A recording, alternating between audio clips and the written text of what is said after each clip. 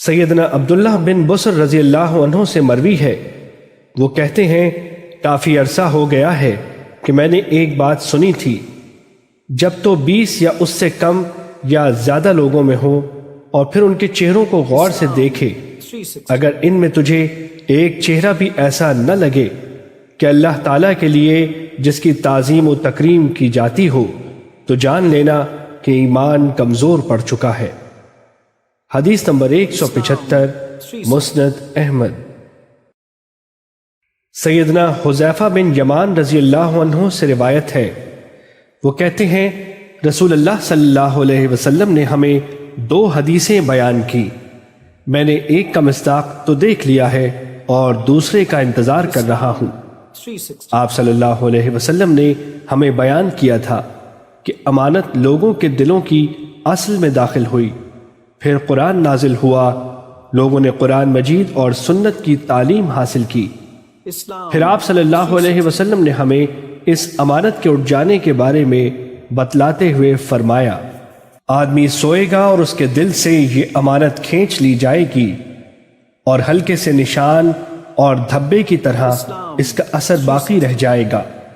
پھر جب اس کے دل سے رہی صحیح امانت کو اٹھا لیا جائے گا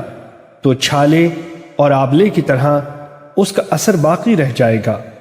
بالکل ایسے ہی جیسے تو انگارے کو اپنے پاؤں پر لڑکائے اور پھر تو اس کے نتیجے میں ورم کے نشان دیکھے جبکہ اس میں کوئی چیز بھی نہیں ہوتی۔ پھر آپ صلی اللہ علیہ وسلم نے وضاحت کرنے کے لیے ایک کنکری کو اپنے پاؤں پر لڑکایا، پھر فرمایا، پھر لوگ خرید و فروخت تو کریں گے لیکن کوئی ایک بھی ایسا نہیں ہوگا جو امانت ادا کرے گا، حتیٰ کہ لوگ کہیں گے بنو فلاں میں ایک امانت دار آدمی ہے، لیکن یہ شہادت بھی اس طرح کی ہوگی کہ لوگ ایک آدمی کو تعریف کرتے ہوئے کہیں گے وہ کس قدر باہمت و با استقلال ہے، وہ کیسا زیرک اور خوش اسلوب آدمی ہے، وہ کتنا عقل مند شخص ہے، جبکہ اس کے دل میں رائی کے دانے کے برابر ایمان نہیں ہوگا۔ پھر سیدنا حذیفہ رضی اللہ عنہ نے کہا، ایک زمانہ ایسا تھا کہ مجھے کوئی پرواہ نہیں ہوتی تھی کہ میں کس سے سودا کر رہا ہوں، اگر وہ مسلمان ہوتا تو اس کا دین اس کو میری امانت لوٹانے پر مجبور کرتا، اور اگر وہ عیسائی یا یہودی ہوتا تو اس سے جزیہ وصول کرنے والا میرا حق لوٹا دیتا تھا، لیکن یہ زمانہ تو اس میں صرف اور صرف فلاں فلاں آدمی سے لین دین کروں گا۔ حدیث نمبر 176، مسند احمد۔ سیدنا ابو ہریرہ رضی اللہ عنہ سے مروی ہے کہ نبی کریم صلی اللہ علیہ وسلم نے فرمایا،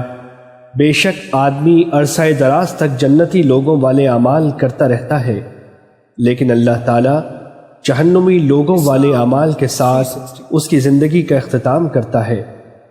اور اس طرح اس کو آگ والوں میں سے بنا دیتا ہے۔ دوسری طرف ایک آدمی کافی عرصے تک آگ والے لوگوں کے اعمال کرتا رہتا ہے،